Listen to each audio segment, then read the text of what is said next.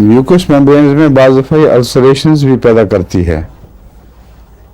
ये दवा अल्सरेशन पैदा कर देती है, और अल्सरेशन का नज़ले के अलावा अल्सरेशन पैदा करना भी इसके मिजाज में दाखिल है, जो सिर्फ नज़लाती झिल्लियों में नहीं बल्कि जिल्द में भी होती है, और चेहरे की जिल्द पर एक्जीमे की किस्म की अल्सर्स पैदा करती है, जो ज़ख्म होते हैं और फैलते हैं, फिर क्रस्ट बन जाती हैं। ख़ास तौर पर कल्लों पर इसका हमला होता है। बच्चों के एक्जीमा आजकल बहुत आम है, ये लंदन में तो बहुत ही ज़्यादा है। बच्चों के एक्जीमे में अगर यहाँ खुरदरी क्रस्ट बने और वो आस्ता आस्ता एक्जीमा बने तो उसमें शक करना चाहिए डोलकमारा पर। हो सकता है डोलकमारा ही दवा हो, मगर एक दफ़ा जब बढ़ जाए तो फिर ये फेजेडेनिक हो जाता है। फेजेडेनिक ही होता है गालिबन तलफ़्फ़ुज़। उस अल्सर्स को उन अल्सर्स को कहते हैं जो जल्दी से फैल जाते हैं। खाने वाले अल्सर्स जल्दी फैल जाते हैं। इसके एक्जीमे में भी फिर अल्सर्स दाखिल हो जाते हैं और फैलने लगते हैं। और दूसरे इसमें एम्पेटिगो गालिबन लफ्ज़ है, मगर जो भी है मामूली फ़र्क है तलफ़्फ़ुज़ का। एम्पेटिगो भी पैदा करने की टेंडेंसी है। एम्पेटिगो उन छालों को कहते हैं जो क्रॉप्स की शक्ल में छोटे छोटे गुच्छों की शक्ल में बनते हैं और फैलते हैं जल्दी। और ये दो इलामतें आर्सेनिक में भी हैं, और आर्सेनिक में फेजेडेनिक अल्सर पैदा करने की इलामत सबसे ज़्यादा नुमायां है। लेकिन आर्सेनिक और डोलकमारा का मरीज बिल्कुल साफ पहचाना जाता है एक दूसरे से अलग।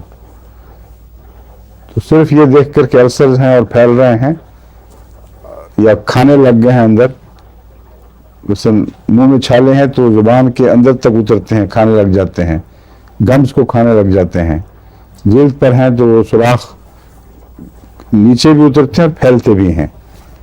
ये आर्सेनिक की खास इलामत है, और इसीलिए आर्सेनिक उसकी गैंग्रीन की चोटी की दवाओं में है। उसमें स्याही पैदा करने का रुझान भी है आर्सेनिक में, लेकिन डोलकमारा में गैंग्रीन नहीं है। फेजेडेनिक अल्सर्स तो मौजूद हैं लेकिन गैंग्रीन नहीं होती। शिन बोन जहां भी पतली झिल्ली हो, जिल्द की सतह पतली हो, वहां भी अल्सर्स पैदा करने की टेंडेंसी डोलकमारा का एक नुमायां हिस्सा है, नुमायां खासा है। आर्सेनिक और डोलकमारा में एक और फर्क है अल्सर्स की शक्ल के लिहाज से।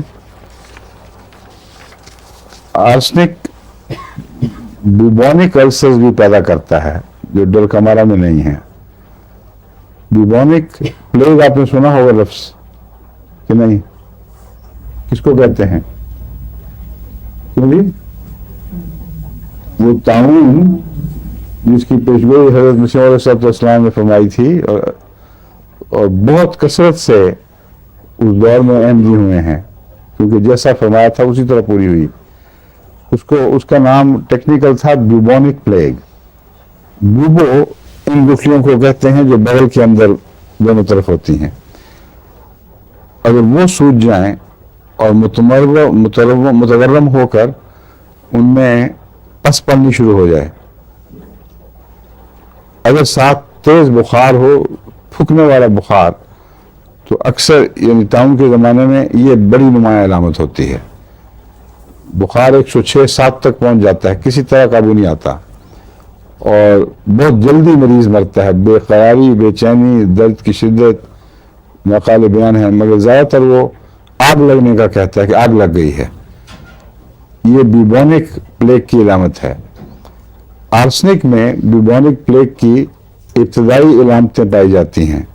बेचैनी है, मगर बुखार की वो शिद्दत नहीं होती जो बुबोनिक प्लेग में अमूमन पाई जाती है। इसलिए हो सकता है पैलिएटिव के तौर पर काम करे। अगर किसी वक्त ऐसा दौर हो, मसलन पहले भी हिंदुस्तान में बुबोनिक प्लेग फूटी थी, मुमकिन है दोबारा आए, تو احمدی جو معالج ہیں ان کو یاد رکھنا چاہیے کہ آرسنک بھی کام آ سکتی ہے، بلکہ شروع میں سلفر، مرکری اور پھر آرسنک، ان تینوں پر زیادہ تر انحصار رہ سکتا ہے۔ انلارجمنٹ اور ہارڈنس آف گلینڈس یہ تو دونوں میں مشترک ہے، دلکمارا میں بھی اور آرسنک میں بھی، لیکن جو میں نے بتایا نا بخار اور وہ خاص طور پر بغلوں کی گٹھلیوں کو سوجنا، پیپ پڑ جانا، یہ آرسنک کا خاصہ ہے۔